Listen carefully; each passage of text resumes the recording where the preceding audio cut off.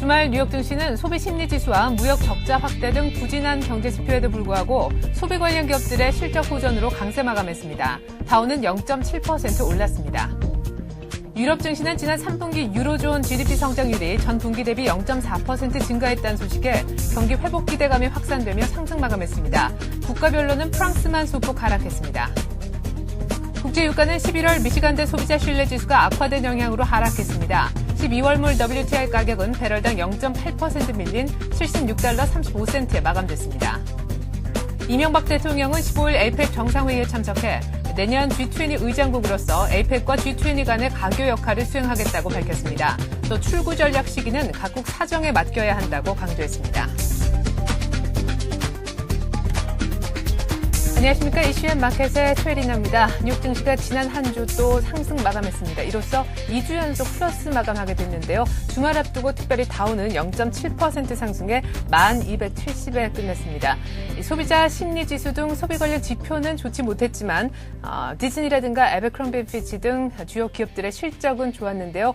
투자자들은 부진했던 지표보다는 실적에 주목했었던 것 같습니다. 보다 자세한 글로벌 증시 전문가와 함께 알아보죠. 교보증권에서 김현석 대리 나오셨습니다. 안녕하세요. 안녕하세요. 네, 뉴욕 증시 실적의 지표를 눌렀네요.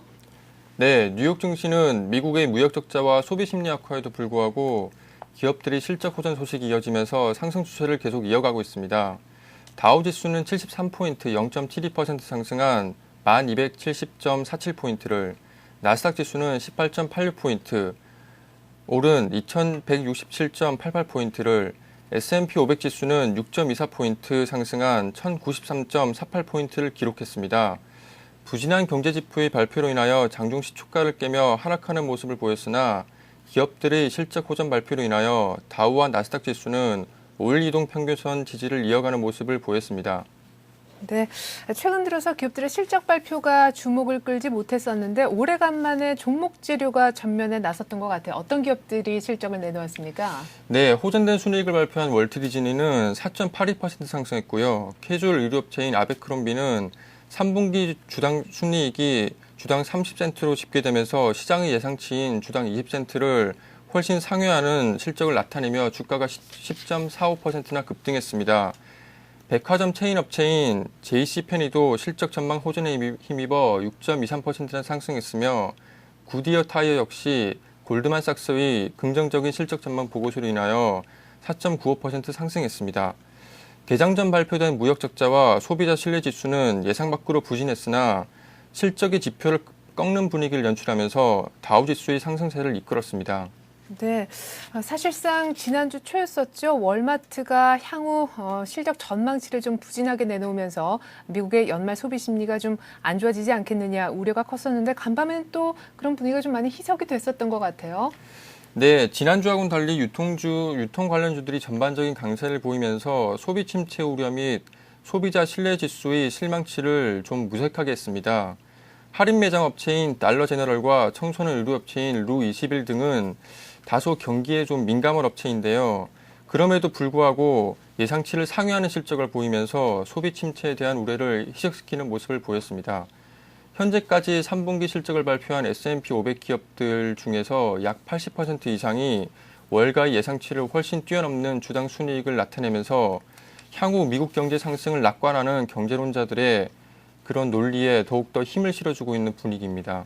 네, 지금 현재까지 S&P 500에 소속된 기업들 한 93% 정도가 3분기 실적을 내놓았다고 하는데 이제 나머지 7%는 또 얼마나 예상 밖에 선전을 하는지 이 부분도 한번 끝까지 따라가 보셔야 될 부분이 아닌가 싶습니다. 자, 앞서서 그 개장 전 발표된 무역 적자 그리고 소비자 신뢰 지수가 부진했지만 실적 때문에 상승 마감했다라고 하셨는데 이제는 그 지표 부분을 좀 하나하나 짚어보도록 하겠습니다. 로이터 미시간대 11월 소비자 신뢰 지수가 일단 나왔잖아요. 그 결과부터 한번 들어볼 수 있을까요? 네, 지난주 금요일 발표된 미국 경제 지표는 전반적으로 부진한 모습을 보였는데요. 우선 미국 미시건 소비자 신뢰 지수가 66.0으로 발표되면서 2개월 연속 하락하는 모습을 보였습니다. 10%가 넘는 높은 실업률 속에서 소비 심리가 좋을 수 없는 것은 당연하지만 전문가들이 보수적인 예상치인 71.0을 하회한 수치이기 때문에 다소 실망스럽다는 평가입니다. 미국 9월 무역 적자 역시 부진한 지표를 나타내는데요. 365억 달러로 전월 대비 18.2% 증가했으며 이는 시장 예상치인 318억 달러를 훨씬 상회하는 수치이며 10개월 이래 최대치라고 볼 수 있습니다. 특히 수입이 16년 만에 최대 규모로 집계되었는데 이는 경기 회복과 함께 원유와 자동차 그리고 주요 공산품에 대한 미국 내의 수요가 증가하면서 나타나는 모습으로 볼 수 있습니다. 네, 지금 투자자들이 소비 심리 악화, 무역 적자 확대라는 이런 부정적인 지표는 애써 좀 안 보려고 했었던 것 같고 오히려 굉장히 좋았었던 실적 호재 쪽에만 집중을 시켰다라는 느낌이 좀 강하게 드는데 특별한 이유가 있습니까? 네, 그 이유는 그 시장의 추세 속에서 정답을 찾을 수 있지 않을까 하는 생각입니다. 시장은 유동성과 수급을 바탕으로 추세가 완성되면 시장 참여자들은 시황을 유리하게 해석하려 하는 그런 경향이 있는데요. 네. 미국 시장은 서브프라임 사태로 폭락장 이후에 유동성 랠리를 기반으로 상승과 조정을 반복하며 현재 상승 추세를 꾸준하게 보이고 있습니다. 그런데 시장 참여자는 이러한 상승 추세 속에서 향후 랠리에 동참하지 못한다는 그런 불안감을 가지게 되고요. 그러한 불안감이 주식 매수세를 부추기게 되고 그로 인해서 부정적인 데이터를 떨쳐버리게 되는 것입니다.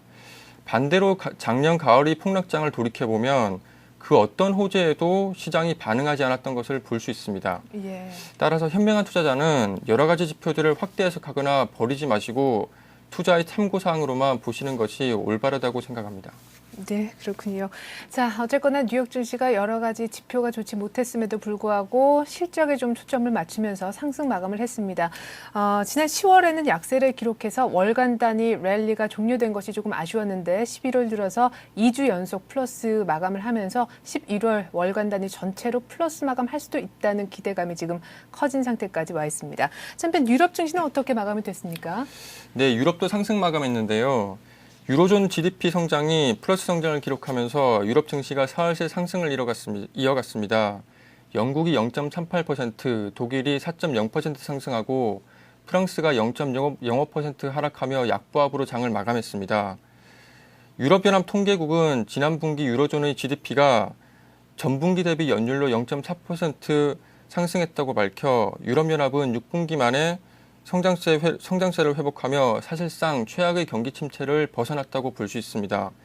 리슈몽, 불가리 등의 명품 업체들의 실적이 예상치를 상회한 것도 소비 회복에 대한 기대감을 높여주면서 유럽 증시를 상승세로 이끌었습니다. 네, 자 그리고 오늘부터 코스피 200 지수 선물이 글로벌 거래에서 이제 야간 시장 개장을 하게 됩니다. 때문에 글로벌 증시 일정이라든가 변수 같은 것들도 좀 주목해서 봐야 될 것 같아요. 네, 그렇습니다. 코스피 200 지수 선물이 오늘 저녁 6시부터 시작이 되는데요.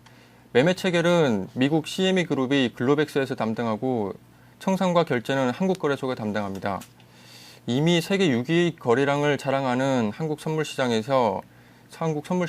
세계 시장에 진출하면서 그에 대한 기대감도 상당히 커져 있는 상태인데요. 네.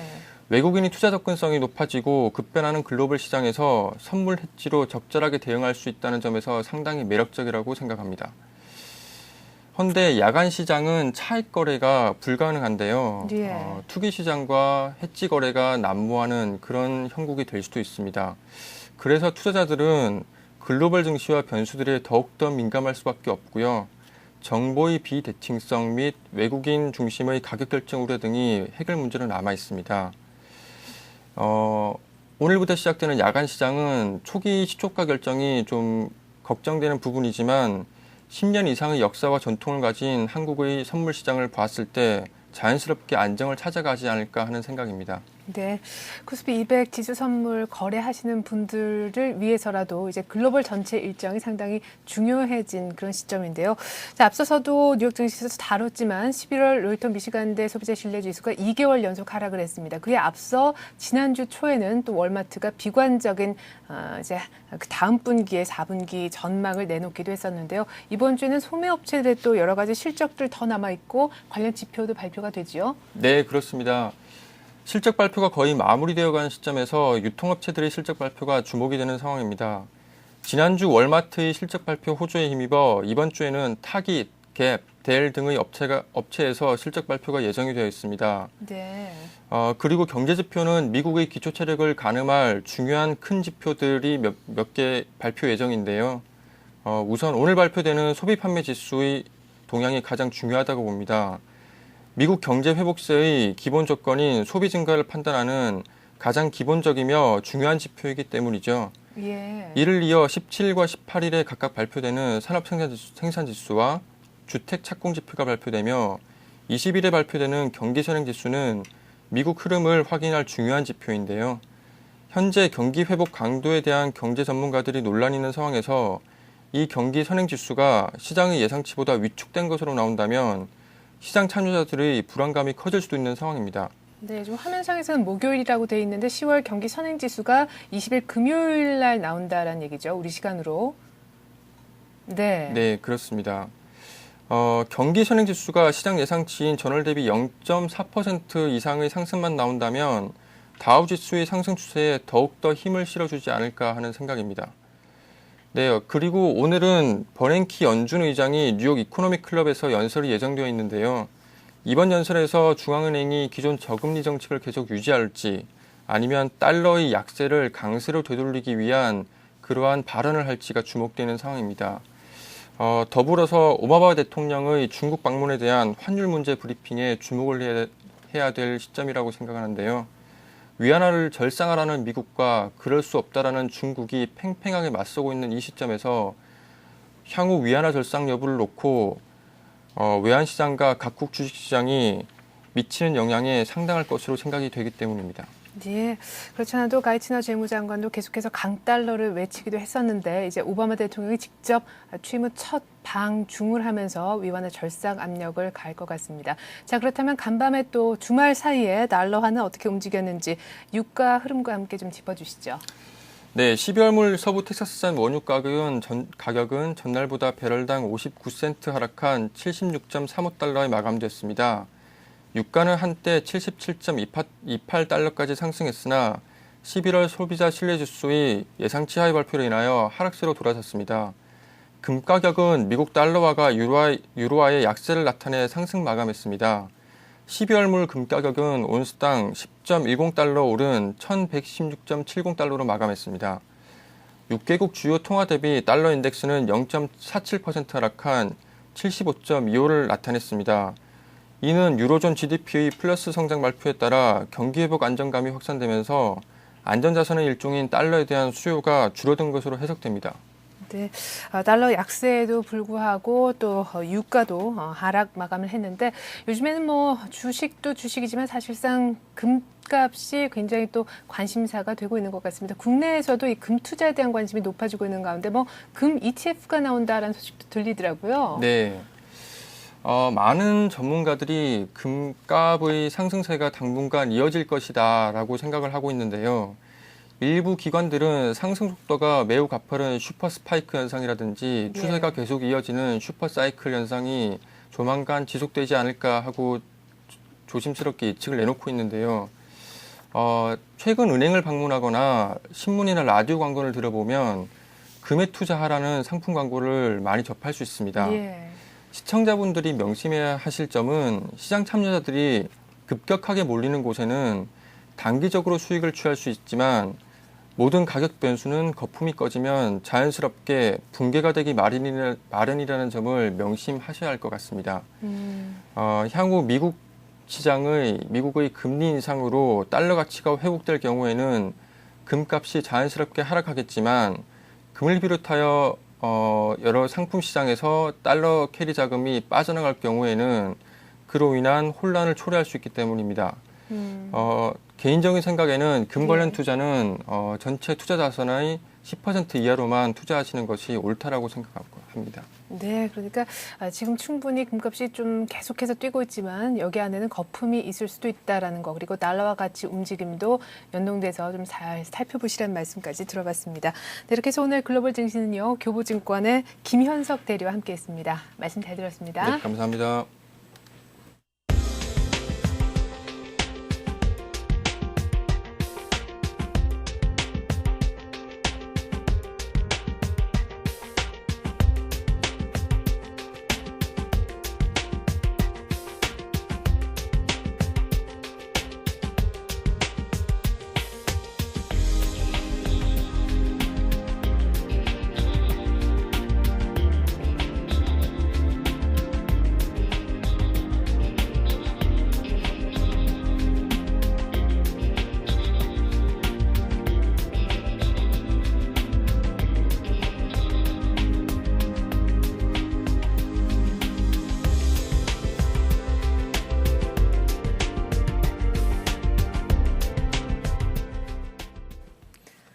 그렇다면 이 같은 글로벌 증시 바탕으로 해서 오늘 우리 장은 또 어떤 흐름을 보여줄지 동양증권 홍제지점의 최일종 팀장 연결해서 자세히 들어보도록 하겠습니다. 안녕하세요. 네, 안녕하십니까. 네, 지난 금요일 우리 장은 외국인의 선현물 동반 매도 때문에 1,570선 약보합에 끝났잖아요. 근데 주말에 또 뉴욕이 올랐어요.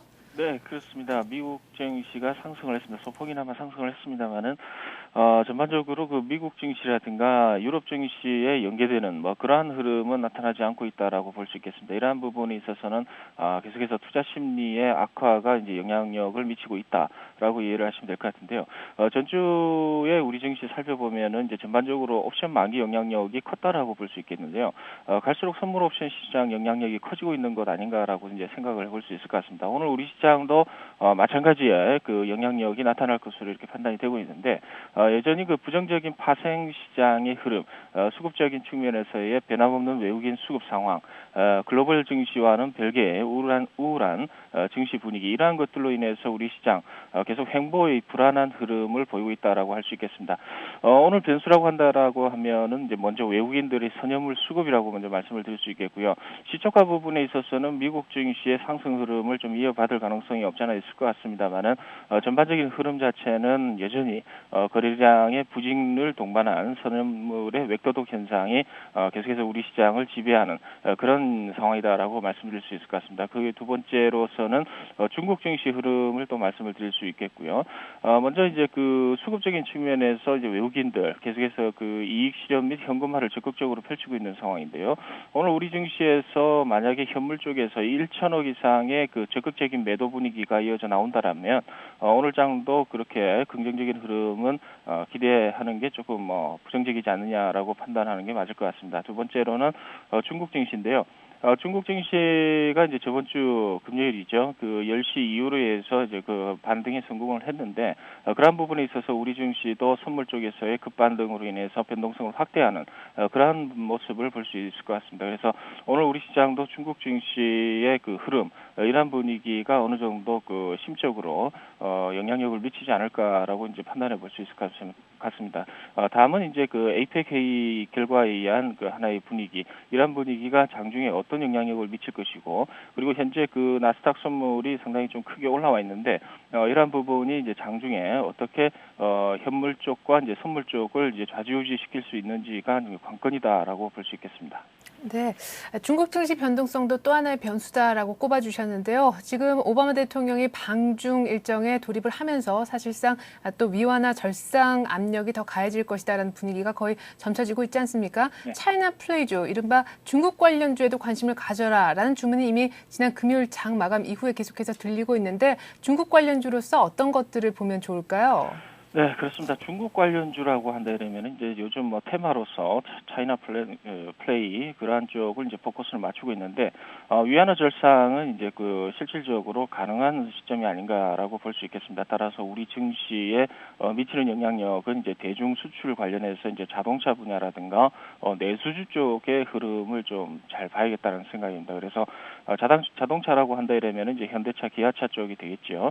그리고 내수주라고 한다면 이제 오리온이라든가 이런 쪽을 볼 수 있겠는데 그러한 쪽이 그 아무래도 위안화 절상 관련해서 상당히 수혜를 입을 것으로 이렇게 보니만큼 그러한 쪽에 이제 지수 주가 움직임 그런 쪽도 이제 체크를 해봐야 될 것 같습니다. 다음은 우리나라의 환율이 이제 만약에 이제 위안화 절상 관련해서 추가적으로 하락을 하는 그런 국면이 나온다 이러면 서로 상충되는 경우가 있기 때문에 중국의 위안화 절상 그리고 이제 우리나라의 환율의 이제 하락 이러한 부분과 이제 상충되는 부분에 있어서의 주가의 제한적인 흐름이 나타날 가능성도 없지 않아 있는 만큼 적극적인 이 플레이 그러니까 매매 전략은 좀 자제하는 게 좋지 않을까 이렇게 보고 있습니다.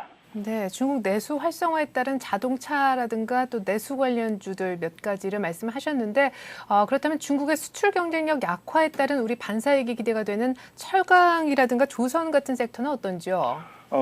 마찬가지로 그 특히 이제 철강이나 조선주 같은 경우는 상당히 유망합니다. 이제 어차피 경기 회복에 대한 이제 기대 심리가 어느 정도 그 밑에 깔려 있는 그런 상황이기 때문에 그러한 흐름을 봤을 때는 오히려 자동차보다는 이제 철강주 쪽 이제 상당히 좋을 것 같다는 생각이고요.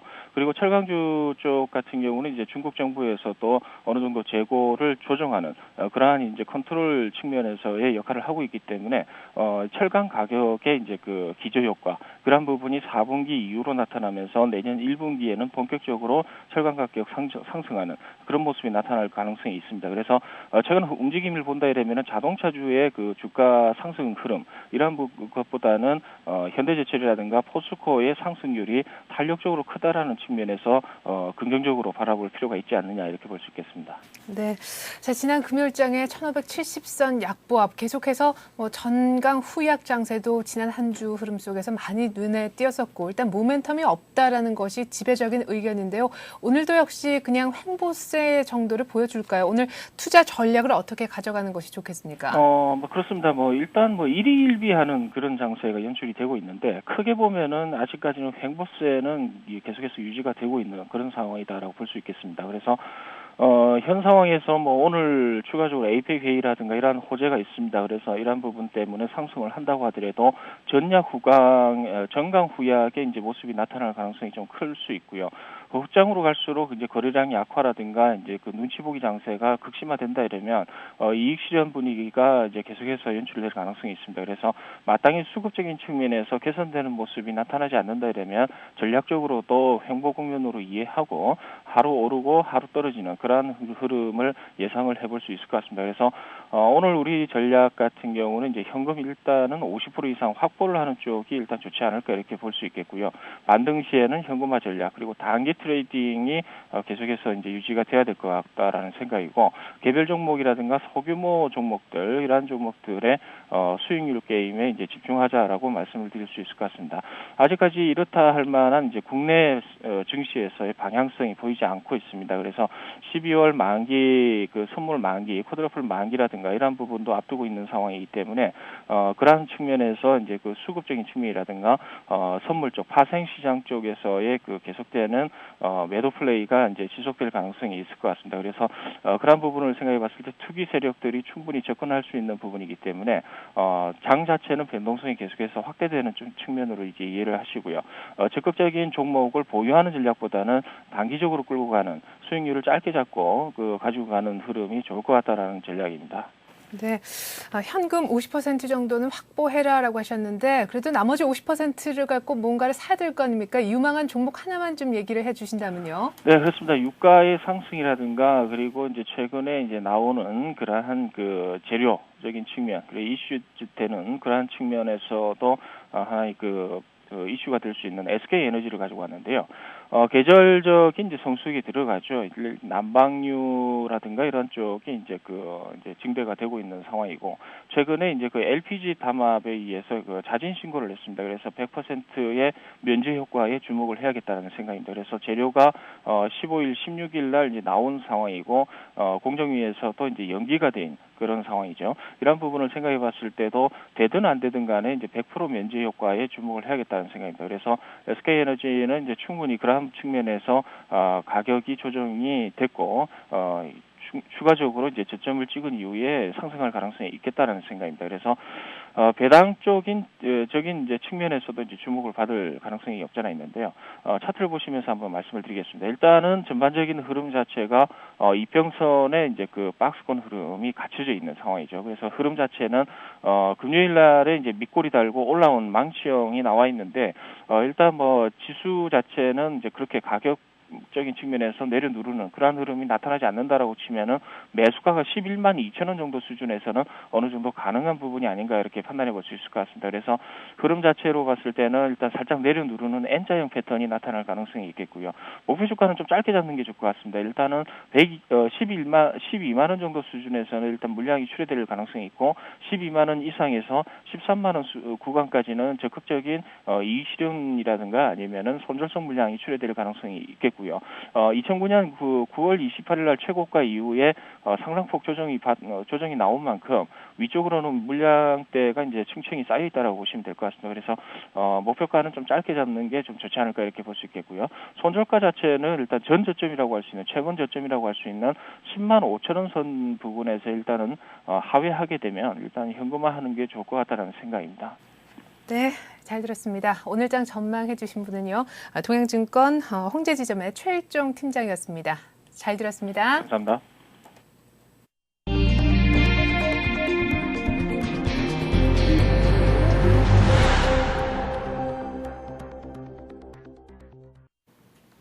네, 대형 카드사와 통신사 그리고 홈쇼핑계가 손잡은 거대 군단이요. 이르면 연내 출범할 것으로 보여집니다. 이에 따라 유통금융결제시장의 지각 변동이 예고되고 있습니다.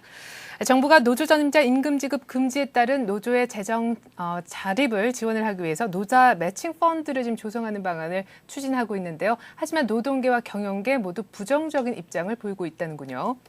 현대중공업이 송사 끝에 중동자본에 넘어갔었던 현대오일뱅크 경영권을 되찾을 것으로 보입니다. 이렇게 된다면 현대중공업의 사업 다각화는 물론 범현대가의 과거의 정통성마저 되찾을 수 있는 일석이조 효과가 예상되고 있습니다. 겨울 비수기인 12월 전국에서 4만여 가구의 신규 물량이 분양될 예정입니다. 내년 2월 세제 감면 혜택이 종료가 되기 때문에 그에 앞서 모든 물량을 털어내고자 하는 건설업체들의 물량 밀어내기가 시작됐습니다. 싱가포르에서 에이펙 정상회담을 마친 버락 오바마 미 대통령이 취임 후 처음으로 중국을 방문합니다. 북한 핵 문제를 포함해 위완화 절상 문제를 다룰 것으로 보여서 환율 시장에도 귀추가 주목되고 있습니다. 자, 이 같은 내용 오늘 바탕으로 해서요. 뉴스 따라잡기 시간은 서울경제신문 이종배 기자와 함께 해보겠습니다. 안녕하세요. 예, 안녕하십니까. 네, 첫 소식으로 신유통금융 결제 시장이 창출된다. 요 얘기부터 해보죠. 예, 그렇습니다. 아마도 새로운 시장을 만들기 위해서요. 서로 다른 업체가 결합한 것도 참 드문 일인 것 같은데요. 카드사와 통신업체 그리고 홈쇼핑 업체가 결합을 해가지고 국내 산업에 큰 영향을 미칠 것으로 보이는데요. 아마 세부 내용을 좀 간추려 보면요. 신한, KB, BC, NH 농협카드 등 은행계 카드 사사가 있지 않습니까? 네. 은행계 카드 사사가 미래형 방송 매체로 떠오르고 있는 인터넷 TV 기반의 신금융 결제 시장을 창출하기 위해서요. 오는 18일 KT와 제휴를 맺을 것으로 알려졌습니다. 아울러 카드 사사와 KT는 이 같은 금융결제 수요 창출할 방송 프로그램을 확보하기 위해서요. 홈쇼핑 업체와 협의 중인 것을 알려지고 있는데요. 카드 4개사와 KT 그리고 아마도 홈쇼핑 5개사 간의 5개사 구성된 네. 거대 컨소시엄이 탄생할 것 같은데요. 아마도 이대로 이종 간의 업체 결합은 인터넷을 기반으로 한 금융시장 결제 외에도요. 각종 서비스도 인터넷 TV를 한다. 이런 안이 포함되어 있는 것 같습니다. 네, 그러니까 카드사, 통신업체, 홈쇼핑이 이렇게 손을 잡게 된 이유는 인터넷 TV를 기반으로 해서 신비즈니스를 창출하자라는 이유 때문인 것 같은데 그렇다면 예, 그렇죠. 각 업종별로 어떤 이해득실이 있을 수 있나요? 네, 그렇습니다. 아마도 인터넷 TV를 기반으로 한 신비즈니스 창출이 아까 지적하신 대로 이 거대 컨소시엄 구성의 한 원인으로 작용하고 있는데요.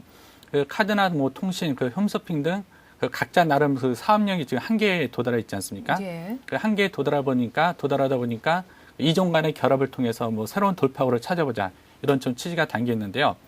일단 업체별로 좀 이해득실을 좀 이렇게 살펴보면요. 우선 홈쇼핑에서는 현대, GS, CJ, 롯데, 농수산 홈쇼핑 등이 참여합니다. 이들은 이제 기존 TV 홈쇼핑과는 다른 전혀 다른 TV 프로그램을 통해서 네. 새로운 수익 창출을 하자는 게 목표인 것 같고요. 카드사에서는 신한, KB, BC, 농협 등이 참여하고요. 이들 카드사 입장에서는 신용 판매 시장도 늘리고 인터넷 TV와 연계한 새로운 서비스를 창출하자 이런 의도가 있습니다. 또 통신업체인 KT가 참여하는데요. KT 입장에서는 다양한 인터넷 TV 콘텐츠를 확보할 수 있는 이런 장점이 있거든요. 이런 장점이 있을 것 같고요. 이어서 눈길을 끄는 것은 삼성, 현대, 롯데카드 이른바 전업카드사들은 아직 컨소시엄에 참여를 안 하고 있는데요. 이런 비은행 카드사들도 아직까지 사업에 신중한 반응을 보이겠는데요. 만약에 은행 카드사들이 컨소시엄 구성에 적극적으로 나설 경우요. 이들 전업카드사들이 어떤 행보를 보일지도 시장에 관심을 끌고 있습니다. 네. 자, 그렇다면 이번에 이 이종 간의 업계들이 결합을 해서 컨소시엄을 이제 만들었다라고 말씀하셨는데 앞으로 국내 산업계 전반에도 이런 움직임이 좀 나타날 가능성이 높아지는 건가요? 예, 그렇습니다. 지적하신 대로 이종 간의 결합, 산업과 산업 간 결합을 통해서 융합을 창출하는 게 전문용어로 더블 컨버전스라고 하는데요. 예. 이 같은 더블 컨버전스가 앞으로 더욱 늘어날 것으로 보입니다. 산업계 역시 현재 상황에서는 한계가 뚜렷하다 보니까요. 이종 간 결합을 통해서 새로운 돌파구를 찾자 이런 움직임이 지금 활발히 일어나고 있거든요. 대표적인 예로 그 삼성전자가 추진하는 그 바이오시밀러도 그 전자하고 의학이라는 그 전혀 다른 산업 업종이 결합된 형태인데요. 앞으로는 그래서 뭐 통신업체하고 뭐 삼성, LG, 전자업체도 이렇게 업종 간 다른 결합을 통해서요.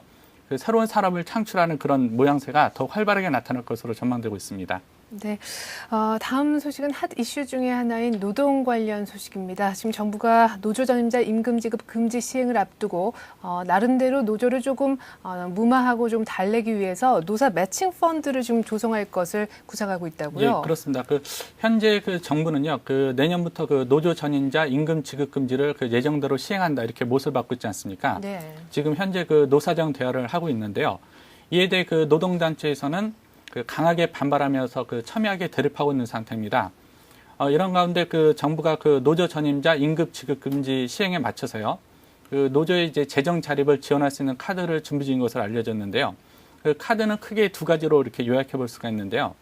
그 하나는 그 노사 매칭 펀드 형식의 그 기금을 조성하는 방안이 하나가 있는데요. 예. 즉 노사가 함께 이제 일정 자금을 출연해서요. 그 기금을 조성하고 또 이 기금을 통해서 그 노조 전임자 임금 지급 등을 한다는 계획인데요. 하지만 그 정부는 그 매칭 펀드의 경우 그 노조 전임자가 그 노조 스스로가 전임자 수를 줄이는 등 그 자구 노력이 필요한 경우 네. 그런 경우에 한해서 허용하겠다 이런 입장인데요. 또 다음으로는 또 그 노조가 돈을 벌기 위해서 수익을 하는 경우 수익 사업을 하는 경우 있지 않습니까? 네. 그 수익 사업을 할 때 이 과정에서 손실이 발생할 수 있는데요. 그 손실을 이제 사용자가 보장해주는 그런 방안입니다. 일단 정부는 이 두 가지 안을 그 이제 곧 노동계 정식으로 건의할 계획인데요. 네. 아마도 오늘 18일부터 열리는 그 노사정 6자 대표 회의 때요. 그 정부가 이 안을 정식으로 건의할 것으로 알려지고 있습니다. 네, 뭐 노조가 전임자 수를 스스로 줄여야만 매칭 펀드도 조성이 될 수 있는 등 뭐 매칭 펀드와 손실 보전이라고는 하지만 그 내용적 측면에서 글쎄요 노동계나 재계가 좋아할까라는 의구심이 좀 드네요. 네, 그렇습니다. 그 지적하신 대로 보면은 정부와는 뭐 나름대로 그 일리가 있는데요. 하지만 그 사용자나 노동자 입장에서도 그렇게 썩 좋지는 않은 입장이거든요. 일단은 현재 이 정부가 그 매칭 펀드라는 안을 꺼내 든 것은요. 지금 협상이 지금 되게 답보 상태로 보이고 있지 않습니까? 네. 시행은 코앞으로 다가오고 있는데요. 이렇다 보니까 그 협상의 그 돌파구를 찾아보자 이런 의도가 좀 깔려 있고요. 현재 한마디로 노사간 전혀 진척이 없는 상태입니다.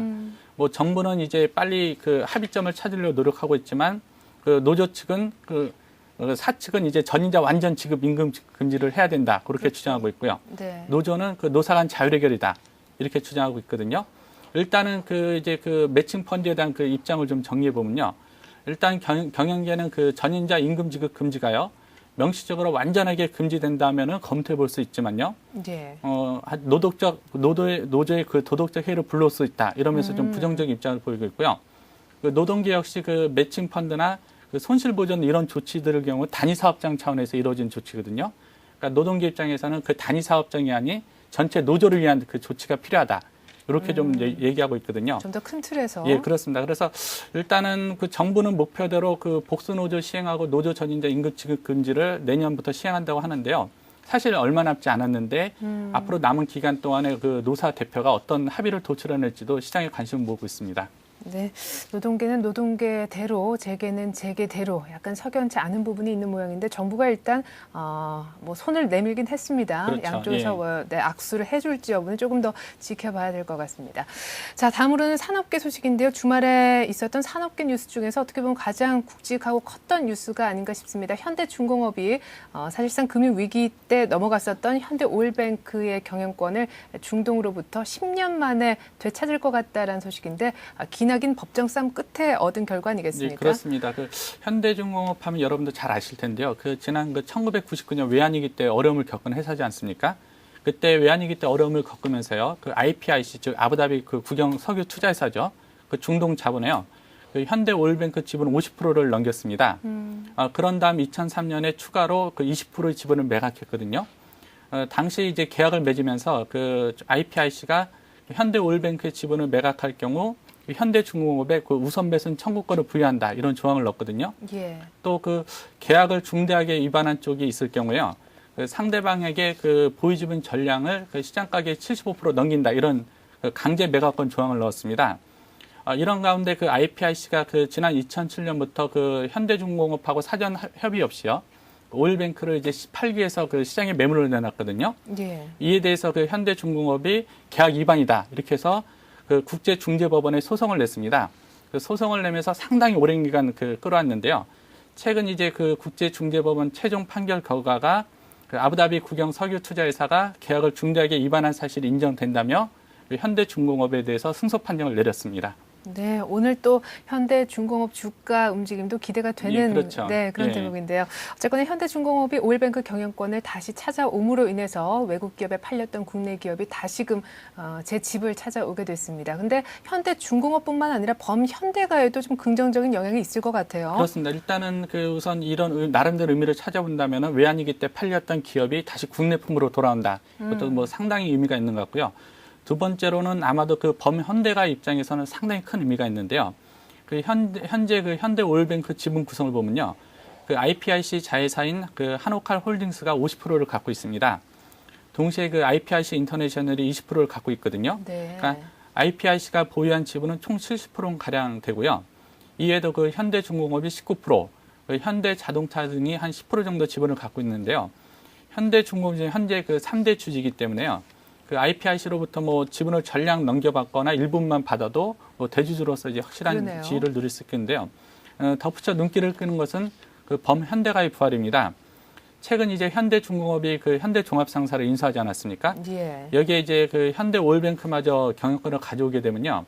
그 과거 외환위기로 무너졌던 그 현대가의 초석을 다진 것으로 볼 수 있다 이런 평가 내리고 있는데요. 현재 그 지분 인수 자금 약 2조 원 가량인데요.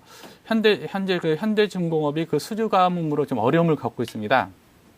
이렇다 보니까 그 인수 자금 2조 원을 마련하기 위해서요. 뭐 범현대가가 그 펀드를 구성하지 않을까 이런 시각도 나오고 있거든요. 예. 그러니까 나름대로 그 현대오일뱅크가 그 범현대가 입장에서 상당히 의미 있는 그 매체가 그 촉진제가 될 것 같습니다. 예, 그렇군요. 자, 다음은 부동산 소식입니다. 사실상 12월 하면 분양시장에서도 비수기로 꼽히고 있는데요. 이례적으로 다음 달 신규 아파트 분양 물량이 4만여 가구 정도가 될 모양입니다. 지금 월별로 따졌을 때도 역대 두 번째에 해당하는 그런 규모라고 하는데 특별한 이유가 있습니까? 네, 그렇습니다. 일단은 그 12월 분양 물량이 그 4만여 가구고요. 뭐 부동산 정보 제공업체인 그 스피드뱅크 조사에 의하면요. 아마 그 월별 분양물로는 그 역대 최고 두 번째다 이런 기록을 내렸는데요. 아마도 그 건설업체들이 현재 그 비수기인데요. 그 비수기에도 이렇게 분양 물량을 쏟아내는 이유는요. 그 내년 2월 중순으로 그 예정된 그 신규 분양 아파트에 대한 그 양도세 감면 조치가 종료되거든요. 네. 그러니까 내년 2월 양도세 감면 조치가 종료되기 전에 신규 분양 물량 쏟아내자 이런 의도가 담겨 있는 것 같습니다. 그래서 아마 이 현재 그 양도세 감면 조치를 감안해 볼 때요. 올해 12월하고요. 그 내년 1월 그 두 달 동안에 그 많은 아파트 물량이 몰릴 것 같습니다. 네, 뭐 비수기거나 말거나 건설업체가 이렇게 물량 밀어내기를 해준다면은 뭐 그렇죠. 우리 시청자 입장에서는 선택의 폭이 훨씬 더 넓어지니까 세제 혜택도 받을 수 있는 범위 내에서 상당히 좋은 기회를 잡을 수도 있을 것 같다는 생각이 드는데 주요 분양 단지 간단하게 좀 소개를 해주시죠. 예, 그렇습니다. 그런데 그 11월 분양 물량 중에서 물량도 많지만요, 그 관심을 갖고 지켜볼 만한 단지들도 꽤 적지 않거든요. 예. 일단은 뭐 간단하게 그 양도세 감면 조치를 설명드리면요. 그 내년 2월 11일까지 그 매매 계약을 체결하고요. 계약금을 지급한 신축 주택의 경우는 그 가밀억제권역에서는 그 5년간 양도 차익의 60%를 감면받고요. 네. 그 가밀억제권역 이해 지역에서는 한 100% 감면받는데요. 아마 그 12월 분양 물량에서 주요 단지를 보면요. 일단은 그 서울에서는 그 대림산업과 삼성건설이요. 그 성동구 왕십리 그 재개발 2지구에서요. 네. 총 이제 1,150가구를 공급합니다. 이 중 한 520가구를 일반 분양할 예정인데 좀 이 지분이 좀 관심을 끌고 있고요. 네. 또 서울 은평 뉴타운인 은평 3지구에서도 그 서울시 도시개발공사가 아파트를 공급할 예정입니다. 이 밖에 그 경기와 인천에서도 그 신도시 아파트 공급이 예정돼 있는데요. 우선 그 경기 김포 신도시에서는 총 9,800여 가구의 매모드가 아파트가 선보여서 뭐 수도권 수요자들의 관심을 끌 것 같고요. 덧붙여 그 수원 광교 신도시에서도 그 현대건설 등이 한 2,500여 가구를 공급할 계획입니다. 이 밖에 그 인천 청라지구에서도 1,300여가 선보일 예정인데요. 그 건설업체마다 이제 동시다발적으로 그 분양을 계획하다 보니까요. 그 모델하우스 인력도 부족하는 그런 현상마저도 나타나고 있습니다. 네. 자, 그리고 이제는 중국 변수가 중요하다는 얘기가 나오고 있습니다. 다름 아니라 G2라 불리는 미국과 중국의 양국 정상회담이 지금 예정이 돼 있기 때문인데요. 오바마가 취임한 이후로 처음 중국을 방문하는 것 아닙니까? 네, 그렇습니다. 미완화 절상 문제가 논의될 예정이죠. 예, 그렇죠. 오바마 그 대통령이 이제 에이펙 해당 정상회담을 마치고 이제 중국으로 넘어가지 않습니까? 일본을 거쳐서 중국으로 넘어가는데요. 뭐 에이펙 정상회담에서는 뭐 아태 자유무역 창설을 지속적으로 모색하자 이렇게 공동성명을 발표했는데요. 네. 일단은 이제 지금 현재 일본에 있고 이제 곧 중국으로 넘어가는데요. 중국의 후진타오 주석과 그 미국의 버락 오바마 대통령이 그 오는 17일 그 베이징에서 정상회담을 갖게 됩니다. 특히 그 오바마 미 대통령 취임 이후 첫 방중이거든요. 예. 그 방중으로 이루어지는 정상회담이라는 점에서 관심을 끄고 있는데요. 아마도 그 이번 정상회담에서 여러 가지 논의가 될 것 같은데요. 그 주요 논의 내용을 한번 간추려 보면요. 우선 그 전체적인 측면에서 양측은 그 미국과 중국 간의 관계를 그 전략적 동반적 관계로 격상하는 그런 안을 좀 추진할 것 같고요. 네. 또 이제 안보 부분에서는 뭐 북한 미 이란의 핵 문제, 그런 다음에 그 핵 비확산에 대한 뭐 공동 노력 등이 당길 것으로 보입니다. 근데 아마도 그 초미의 관심사는 그 경제 현안인데요. 그 양 정상은 그 중국 위안화 저평가 문제와 그 양국 간 무역 마찰 해결에 대해서 좀 논의할 것으로 보이는데요. 이 부분에서는 뭐 중국과 미국 간의 그 입장 차가 좀 첨예하게 갈리고 있지 않습니까? 네. 미국에서는 미국 이제 경기 부양을 위해서는 그 약달러 기조를 필요하고요. 또 약달러 기조 유지 한편에서는 그 중국 등 그 무역 흑자국에 대해서는 그 워낙 그렇죠. 그 자구 통화 절상을 요구하고 있지 않습니까? 네. 그렇기 때문에 이게 뭐 결국 그 중국만의 문제도 아니고 또 우리도 문제인데요. 예. 그 미국과 중국이 어떤 합의를 도출해낼지도 관심을 모으고 있습니다. 네. 이렇게 해서 오늘 뉴스 따라잡기 시간은요. 서울경제신문 이종배 기자와 함께했습니다. 잘 들었습니다. 네, 감사합니다.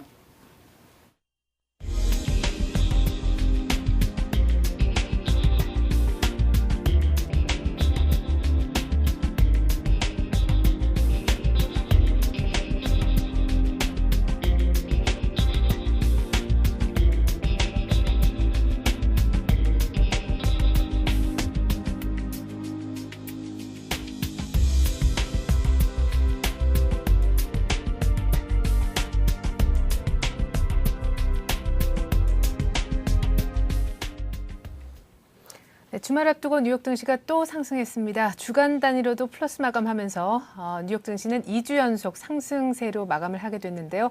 특별히 다우지수는 0.7% 올라서 1270에 끝났습니다. 소비자 신뢰지수가 2달 연속 하락하는 등 경제 지표가 좋은 모습을 보이지는 못했지만 결국 다우의 발목을 잡지도 못했는데요. 디즈니라든가 아베크롬비 피치 등 주요 기업들의 실적이 좋았기 때문입니다.